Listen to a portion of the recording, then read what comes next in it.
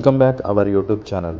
ఈరోజు కుమ్రం భీం వర్ధంతి సందర్భంగా మేమైతే జోడేఘాట్కి అయితే బయలుదేరినాం. ప్రస్తుతం మనం ఉన్నదైతే కుమ్రం భీం జోడేఘాట్ రోడ్ దగ్గరలో ఉన్నాం.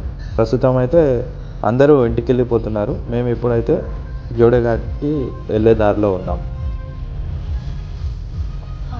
చూస్తున్నారు కదా, ప్రస్తుతం అయితే ప్రతి ఒక్కరు బైక్ల పైన అయితే దుమ్ము లేపుకుంటా ఇంటికి వెళ్ళిపోతున్నారు. అదే దుమ్ములో మేమైతే జోడేఘాట్కి అయితే రీచ్ అయిపోతున్నాం. చూస్తున్నారు కదా, లొకేషన్ అద్భుతంగా ఉంది ఫ్రెండ్స్. పచ్చని పొలాల మధ్య ఆ రోడ్లు వంపులు చూస్తుంటే ఆ ఆనందానికి అవధులు ఉండవు.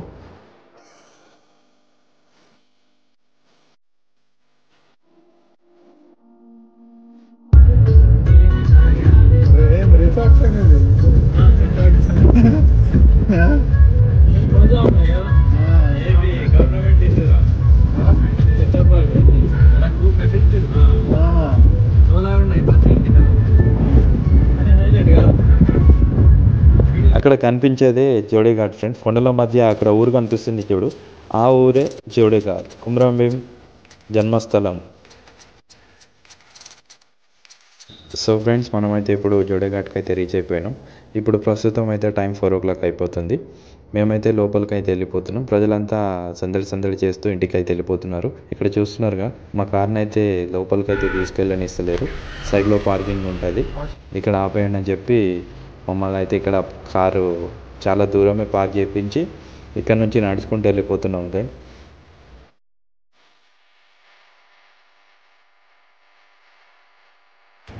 ఫ్రెండ్స్, ఇక్కడ వెళ్ళే దారిలో మనకు రైట్ సైడ్లో అయితే కుమ్రం సూర్ కనిపిస్తాడు.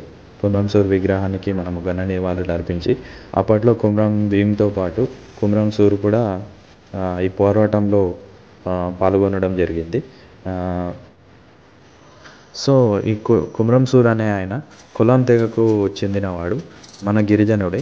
సో కుమ్రం భీంతో పాటు పోరాటంలో చాలామంది అమరజీవులు అయ్యారు. పదండి ఫ్రెండ్స్, మనమైతే ఇప్పుడు లోపలికి అయితే వెళ్ళిపోదాం.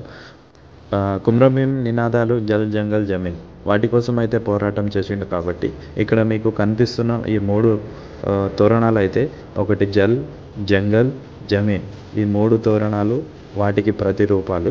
సో ఇప్పుడు ఇక్కడ కనిపించేది మాత్రం కుమ్రం భీం సమాధి మరియు కుమ్రం భీం గారి యొక్క విగ్రహం అయితే ఏర్పాటు చేయడం జరిగింది. చూస్తున్నారు కదా, కుమ్రం భీం విగ్రహం ఎంత గంభీరంగా, ఎంత రాజస్వ కనిపిస్తుందో చూడండి.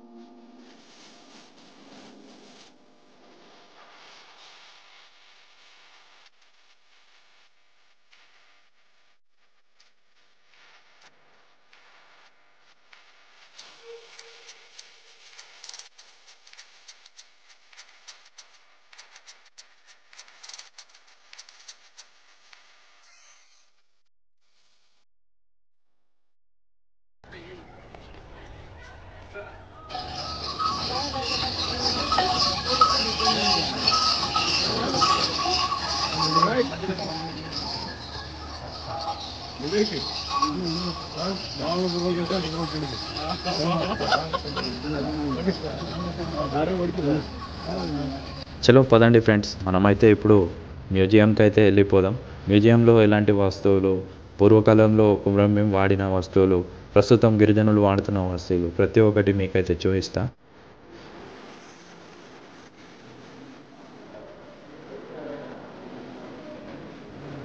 పదండి ఇప్పుడైతే మనం లోపలికి వెళ్ళిపోదాం. లోపల ఎలాంటి వస్తువులు ఏమున్నాయో చూపిస్తా. ఇది గోండుల రాజ చిహ్నం. లోపలికైతే వచ్చేసాం.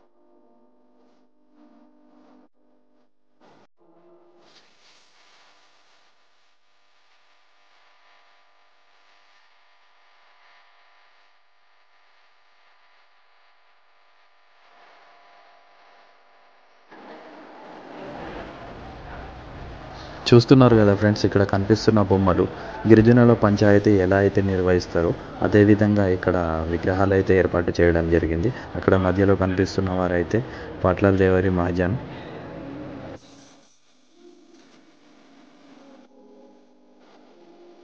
చూస్తున్నారు కదా ఫ్రెండ్స్, ఇక్కడ కనిపించే వ్యక్తి అయితే హైమండార్. ఈయన అప్పట్లో గిరిజనుల పైన అధ్యయనం చేయడం జరిగింది. అంటే జీవన విధానం కానీ, వారు ఎలా జీవిస్తున్నారు, వాళ్ళకి ఎటువంటి సౌకర్యాలు కావాలి అనేది దానిపైన అధ్యయనం చేయడం జరిగింది friends.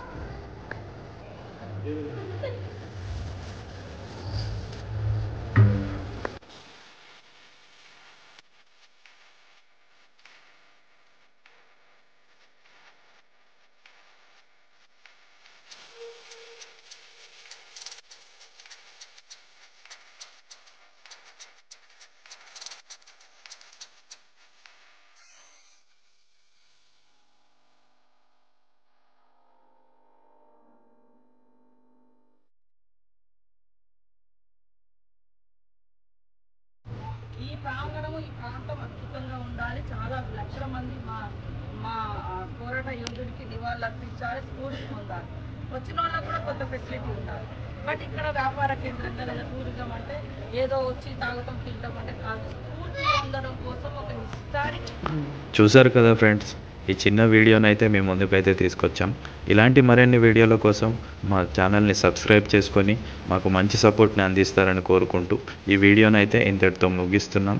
Thanks for watching friends. Thank you so much. Bye.